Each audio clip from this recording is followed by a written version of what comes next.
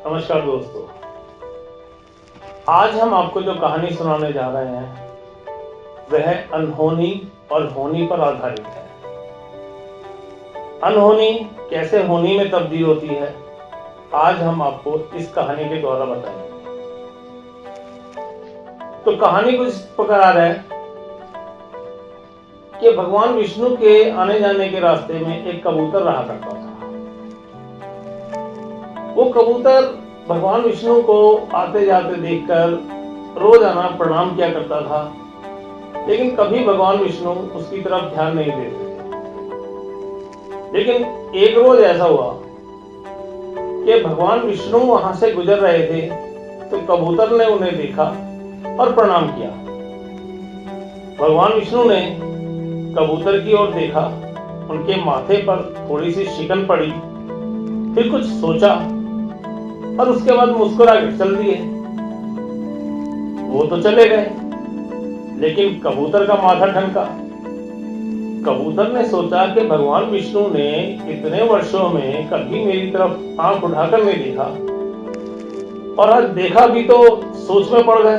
उनके माथों के बल देखकर उसे बहुत चिंता हुई कि आखिर ऐसा क्या उन्होंने मुझ में देखा या मेरे भविष्य के बारे में देखा।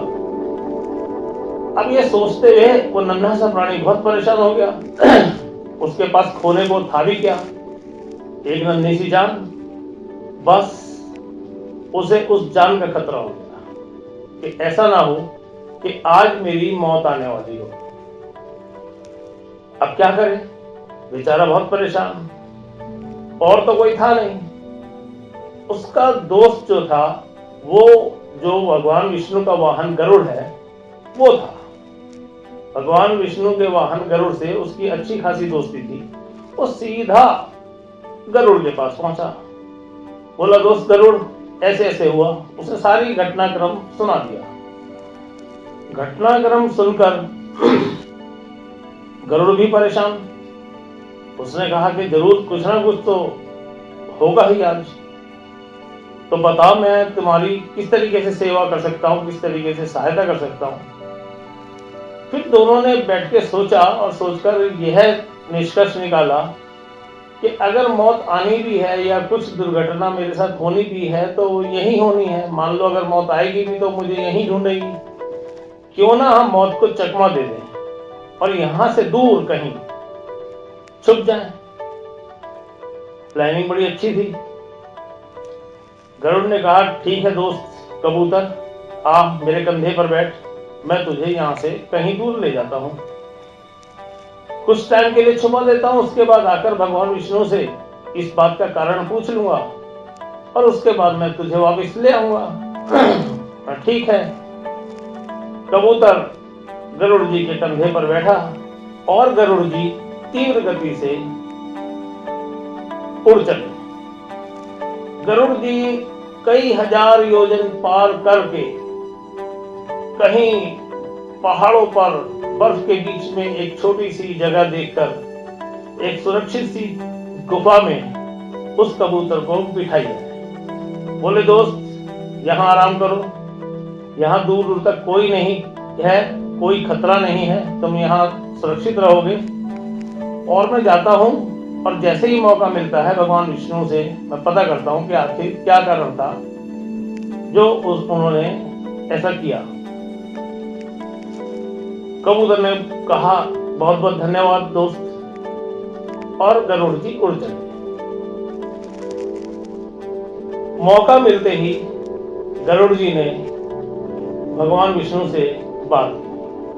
पूछा कि प्रभु, एक बात पूछना चाहता हूं। आज सुबह जब आप जा रहे थे और कबूतर ने आपको प्रणाम किया, तब आपने उसे देखकर थोड़ा सा आप रुके, आपके माथे पर बल पड़े, आपने कुछ सोचा और फिर मुस्कुराए। तो वो बेचारा कबूतर बहुत घबराया हुआ है। प्रभु, इसका कारण बताइए, आपने ऐसा क्यों किया। प्रभु ने बड़े ध्यान से गरुड़ जी की ओर देखा, देखकर बोले कि ऐसा है गरुड़, मैंने आज उस कबूतर को देखा तो मुझे ये पता लगा कि आज इस कबूतर को काल का ग्रास बनना है, यानी इसकी आज मौत निश्चित है। ठीक है, मौत सभी की आती है, लेकिन उसमें एक बात है कि इस कबूतर की मौत यहां से हजारों योजन दूर किसी पहाड़ी गुफा में किसी बिल्ली का ग्रास इसने बनना है।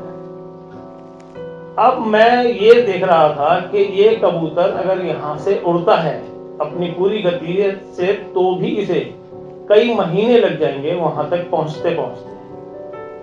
लेकिन अब से कुछ समय बाद इसकी मौत निश्चित है। उस जगह पर हजारों योजन दूर ये कैसे संभव है? तो देखने में तो ये अनहोनी है, और होनी इसको कैसा पूरा करेगी, कैसे ये काम होगा? बस यही सोच रहा था। ये सोचते सोचते मुझे कुछ मुस्कुराहट आ गई और मैं चला गया। बस इतनी बात सुनते ही गरुड़ जी तो समझो उनके पैरों तले जमीन खिसक गई। बोले, ये क्या कर डाला मैंने, खुद ही अपने दोस्त को मौत के हवाले करके आया हूं मैं तो। तुरंत ही गरुड़ जी ने उड़ान भर दी और सीधे तीव्र गति से पहुंचे वहीं जहां पर कबूतर को बिठा कर आए थे। लेकिन वहां कबूतर नहीं मिला।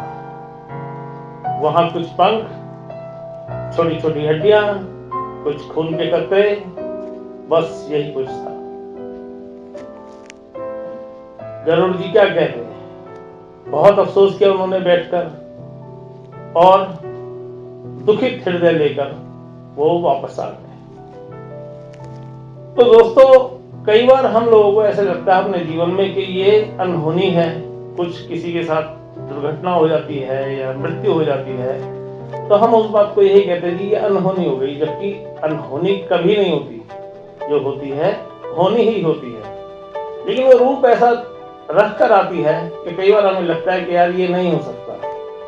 तो बड़े बुजुर्ग भी कह गए हैं कि होनी तो होकर रहे, अनहोनी ना हो।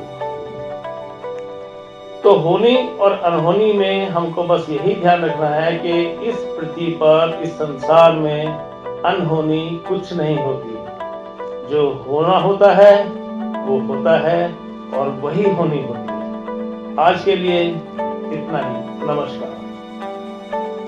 अगर आपको हमारी ये कहानी पसंद आई है तो कृपया इसे सब्सक्राइब और लाइक अवश्य करें। धन्यवाद।